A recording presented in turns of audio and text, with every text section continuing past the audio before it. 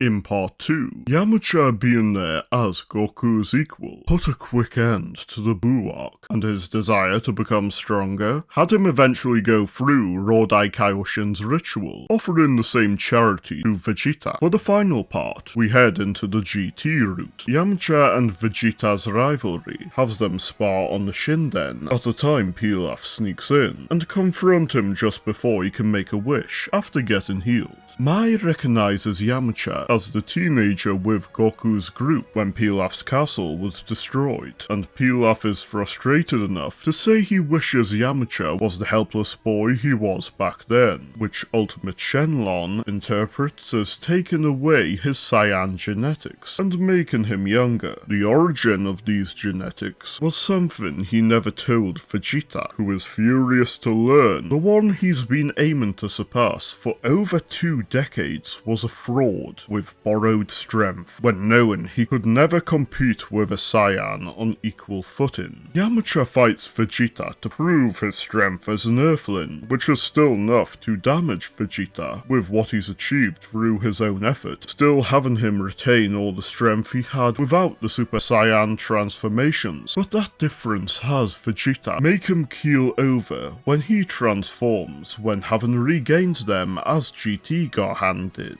telling Yamcha he isn't worth acknowledging as any sort of rival or acquaintance as he returns home. He still tells Trunks to go into space though with the Earth at stake, and Pan stows aboard. Yamcha still being able to use Shunkan Idol though, has the trio return with their ship to Earth, as Burima fixes it. Pan is replaced with Goten, and the delay in their journey is little more than what the events on Omega would offer. The next change is on Kelvor, where they don't bother with a disguise against Tsunama. Nobody messes about with the Parapara brothers' ship, and instead go to planet Lude on their own after interrogating them. Goten is the one turned into a doll, and Yamcha defeats Muchi with a Sokidan before fighting Lude. Though Yamcha is the strongest there, he can't overcome Lude's durability, which makes Trunks and Goten's perfect synchronicity swiftly end it. Without Gil though, they are unable to track where the Ishinshu is, until Rild decides to confront them by attacking them with the Mega Cannon Sigma, where Yamcha is turned into metal, so the 2 half Saiyans will come to M2. When there, they immediately fuse to destroy the Mega Cannon Sigma and overpower Rild, then using the Renzoku Shine missile to eliminate as much metal on the planet as they can, and destroy Rild before the fusion ends, for them to then use a time-space redirect machine to get to Mew and force him to free Yamcha. They then search around the lab and find Baby. Mew's curses at these 2 Saiyans, awakening him, as events go similar to usual, including Trunks being possessed on Pital. When Baby arrives on Earth, he instead uses 18 as his first major host, before using her memories to use a Kienzan to cut Gohan's cheek, and move on to him. Without Goten's teamwork, 18's Kienzan as a sneak attack is what has Baby injure Vegeta enough to fully possess him. In seeing Yamcha and Goten have no chance against everyone, Rodai Kaioshin gives his life to Goku for him to save them and come back with them so he can help Goku achieve Super Saiyan 4 without anyone to urgently save. Goku goes through the proper Shugyo to attain it without becoming a Golden Ozaru, and with Yamcha and Goten helping Kibitoshin gain the Choshinsui, the Baby arc goes the same beyond Golden Ozaru Baby, requiring Goku to rely on the others' help to defeat even after they bring out his full power, and Earth's destruction already being less than 2 weeks away by the time Baby is destroyed. Yamcha's Shunkan Idol does help lessen the burden for Goku though, with them being able to save Piccolo. Vegeta, aware of the power his body held when Baby possessed it, tries to figure out a way to regain it. Now Kakaroto has surpassed him, with Burima repairing and improving the Brute's Wave generator on planet Sufru, while they are there to have Vegeta attain Super Saiyan 4. In doing so, Vegeta wonders if he was right to criticize Yamcha when his selfish desire ended up saving the Earth and himself at many points. Gona's as far as to confront him and tell him his strength and attitude as a Saiyan may have been adopted, but they were still real enough Vegeta won't see it as a dishonor for Yamcha to gain them again, as he'll simply surpass whatever level Yamcha reaches. When the 17s caused a dimensional rift before he can put any such plans in action though, Yamcha takes Mew's bait to go into hell, but outsmarts him by using the Shunkan Ido to instantly catch he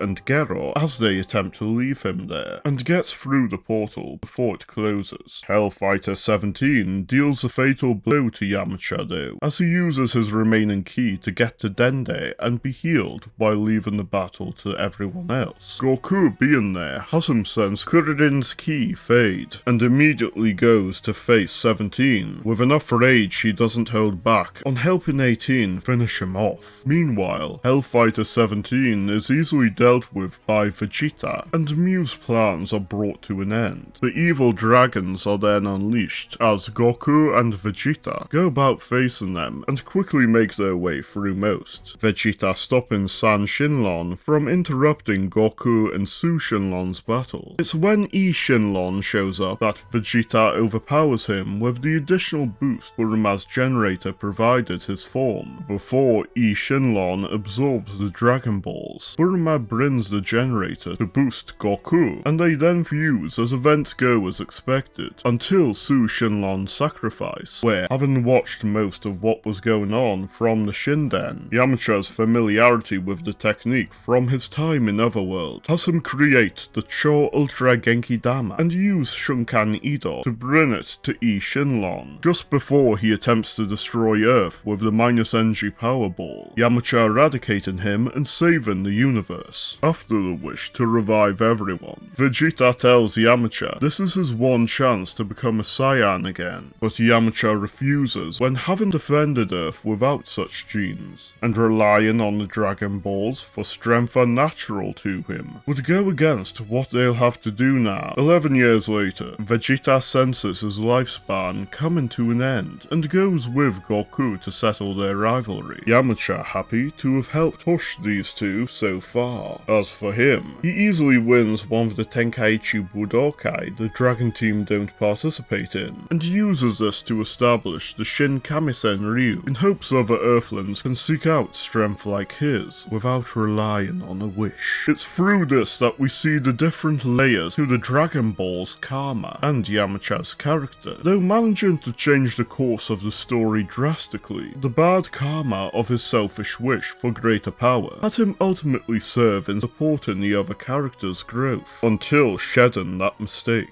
Thank you for having watched through all this scenario. Comment requests, like, subscribe, share, and for more Yamcha related content, check out this character analysis on him.